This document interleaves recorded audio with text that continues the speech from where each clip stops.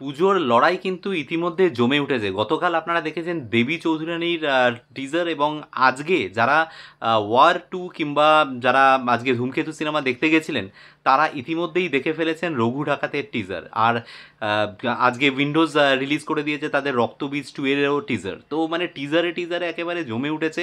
Last দুদিন ধরে সমস্ত আপকামিং দুর্গাপুজোর ছবির কিন্তু বলা যেতে পারে যে একদম ঢাকে ওই কাঠি পড়ার মতো ব্যাপারটা হয়ে গেল এই ইন্ডিপেন্ডেন্স ডেতে।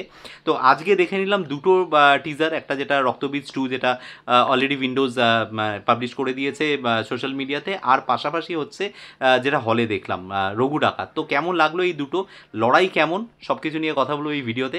তো প্রথমেই কথা বলি আজকে হলে বসে রঘু ডাকাতের টিজার দেখার এক্সপিরিয়েন্স। তো এই যে টিজারটা, এই টিজারটা বলার আগে প্রি টিজারটার কথা একটু বলতে চাই, যেটা নিয়ে প্রচুর সমালোচনা হয়েছিল যে এআই এর ডাকাত, মানে এই কথাটা বলা হয়েছিল এবং এআই এর প্রচুর ইউজেজ দেখতে পাওয়া গেছিল। কিন্তু আমার যেটা মনে হচ্ছে সেটা কিন্তু জাস্ট একটা বলা যেতে পারে একটা পাবলিসিটি স্টান্ট এরকম ক্রিয়েট করার জন্য একটা রিলিজ করে দেওয়া হয়েছিল। প্রপার টিজার যেটা সেটা কিন্তু এইটা, এবং এইটা দেখার পরে আপনারা কিন্তু বুঝে যাবেন যে কি স্কেলে এই ছবিটা তৈরি করা হয়েছে। রঘু ডাকাত যে পুজোতে একটা চ্যালেঞ্জিং ছবি হতে চলেছে ইন কম্পারিজনস টু রক্তবীজ 2 এবং তার সাথে হচ্ছে দেবী চৌধুরানী, তো সেইটা কিন্তু আজকে প্রমাণ হয়ে গেল। অসম্ভব ভালো, মানে প্রথমত এআই এর ব্যবহার সেইভাবে কিছু চোখে পড়লো না। ক্যারেক্টার ইন্ট্রোডাকশান, প্রত্যেকটা ক্যারেক্টারের লুকস, মানে সেটা মানে স্টার্টিং ফ্রম দেবকে প্রি টিজারে যা দেখতে লেগেছে ভাই, টিজারে অসম্ভব ভালো লেগেছে দেখতে।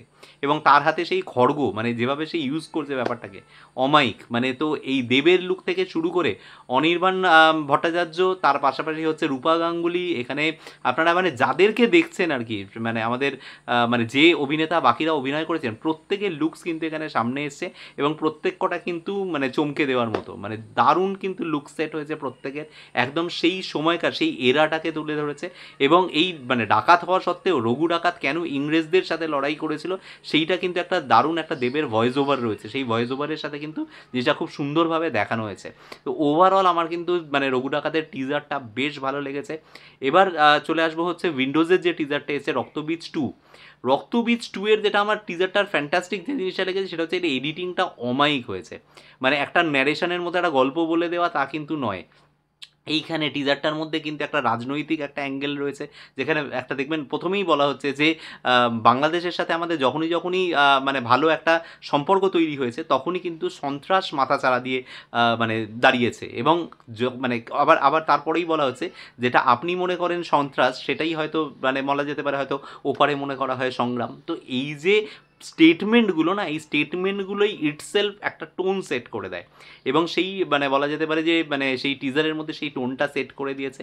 এরপরে চলে আসি নেক্সট পার্টে, প্রত্যেকটা ক্যারেক্টার ইন্ট্রোডিউস করা হয়েছে, যেখানে কৌশানী মুখার্জি, নুসরাত জাহান, মানে যারা নতুন অ্যাডিশনস তাদেরকে প্রত্যেককে স্পেস দেওয়া হয়েছে। আবির মিমি এরা তো রয়েছেন, ভিক্টর ব্যানার্জি, সীমা বিশ্বাস এরা রয়েছে, অনুসুয়াদি রয়েছেন, তো সবাইকে একটা মানে টিজারের মধ্যে স্পেস দেওয়া হয়েছে।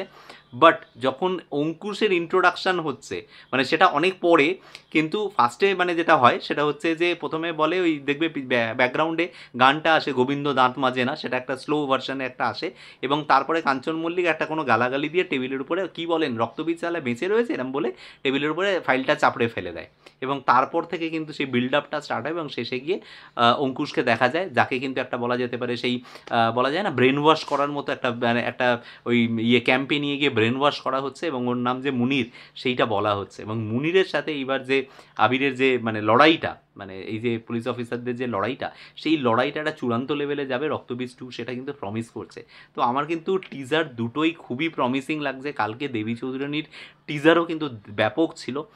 পুজোর লড়াই মানে এই রকম লেভেলের, মানে যে এই স্ট্যান্ডার্ডের ছবি দেখুন 5টা 6টা ছবি কিন্তু এর আগেও এসছে, 2-3 বছর আগেই এরকম হয়েছে বোধহয় 6টা ছবি ছিল পুজোতে একসাথে, কিন্তু এই স্ট্যান্ডার্ডের ছবিগুলো একসাথে যেভাবে রিলিজ করছে এগুলো কিন্তু মাইন্ড ব্লোয়িং হতে চলেছে। এবং বাংলা মানে সিনেমার বক্স অফিসের যে সুদিন ফিরতে চলেছে তার কিন্তু দ্বার উদ্ঘাটন আজকে হয়ে গেল থ্রু ধূমকেতু, এবং সেটাকে কন্টিনিউয়েশন করবে হচ্ছে এই সমস্ত ছবিগুলো যেগুলো পুজোতে আসতে চলেছে। আমি ভীষণভাবে এক্সাইটেড। আপনাদের কেমন লেগেছে এই ট্রেলার দুটো, টিজার দুটো আমাকে কমেন্টে এসে জানাবেন। আর যদি কোনো কিছু এই ভিডিও থেকে ভালো লেগে থাকে ভিডিওটাকে লাইক শেয়ার চ্যানেলটাকে সাবস্ক্রাইব করে নেবেন। দেখা হচ্ছে আপনাদের সাথে পরের কোনো ভিডিওতে। Till then bye by.